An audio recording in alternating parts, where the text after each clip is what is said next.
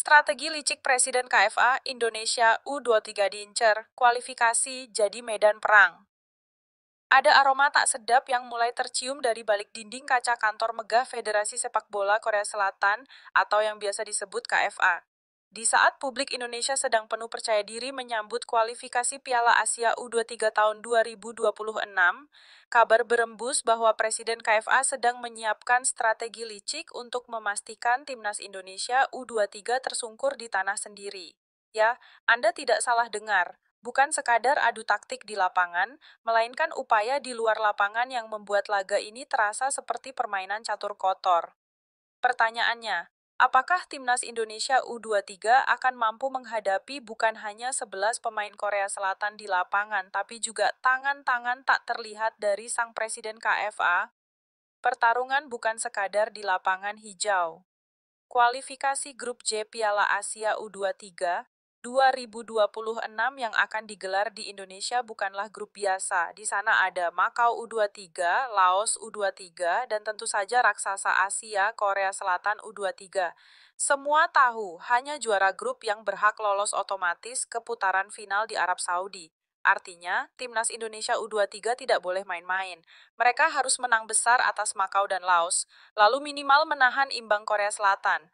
Kalau bisa, tentu saja mengulang sejarah manis di Qatar, ketika anak-anak muda Garuda menyingkirkan Taeguk Warriors di perempat final Piala Asia U23 2024. Dan justru karena sejarah itu, Presiden KFA tak ingin mengulang trauma. Mereka tidak mau lagi dipermalukan oleh Indonesia. Maka, strategi kotor pun disiapkan.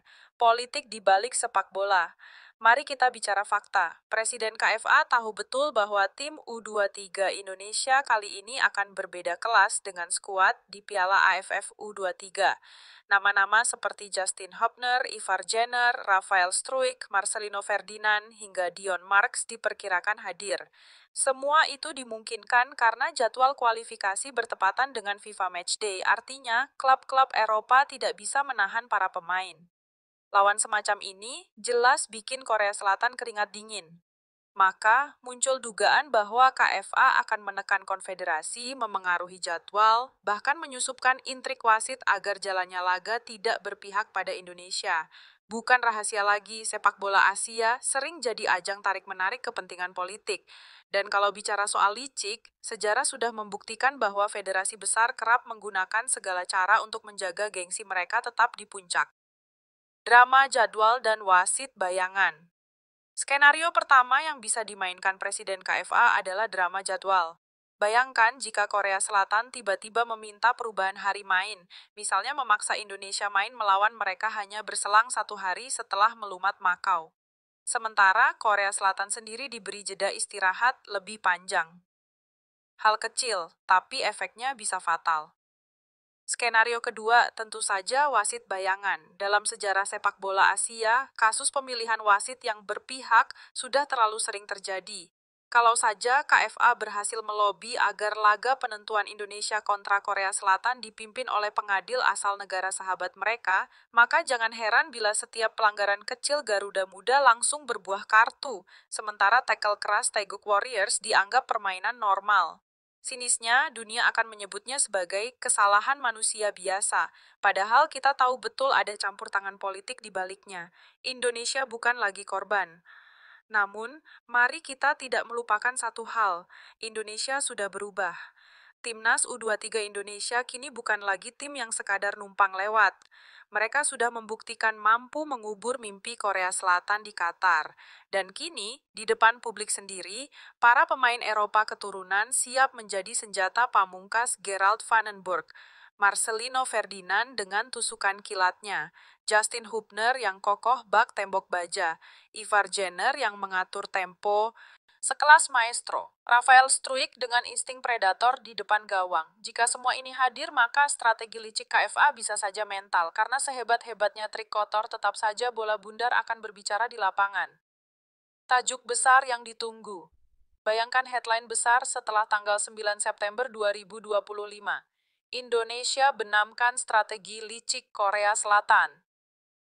Apakah itu mungkin? Sangat mungkin. Justru semakin KFA terlihat takut, semakin besar peluang Indonesia untuk mengejutkan dunia. Karena sejarah sudah membuktikan, sepak bola selalu punya ruang untuk ironi. Yang arogan seringkali tumbang oleh yang diremehkan. Pertanyaan besar untuk publik. Kini publik Indonesia menunggu dengan tegang. Akankah KFA benar-benar berani memainkan strategi kotor? Atau mereka akan memilih jalur fair play demi menjaga nama besar mereka di mata dunia? Kalau mereka memilih jalur kotor, maka ini bukan sekadar laga sepak bola. Ini akan menjadi panggung pertarungan gengsi, politik, dan keberanian. Sebuah ujian mental bagi Garuda Muda untuk membuktikan bahwa mereka bisa menang bukan hanya dari lawan di lapangan, tapi juga dari lawan di balik meja. Kualifikasi Piala Asia U23 2026 di Indonesia bukan lagi sekadar turnamen. Ia telah berubah menjadi arena politik sepak bola Asia. Presiden KFA mungkin sedang tertawa licik dari balik kursinya, menyiapkan berbagai skenario agar timnas Indonesia U23 tersandung. Namun ingat, sejarah sepak bola penuh kejutan, dan Indonesia kini berdiri dengan skuad terbaik yang pernah ada. Kalau Garuda Muda berhasil menembus segala tipu daya dan keluar sebagai juara grup, maka dunia akan bersaksi. Strategi licik KFA bukan hanya gagal, tapi juga mempermalukan mereka sendiri. Dan saat itu terjadi, hanya ada satu kata yang pantas, epic.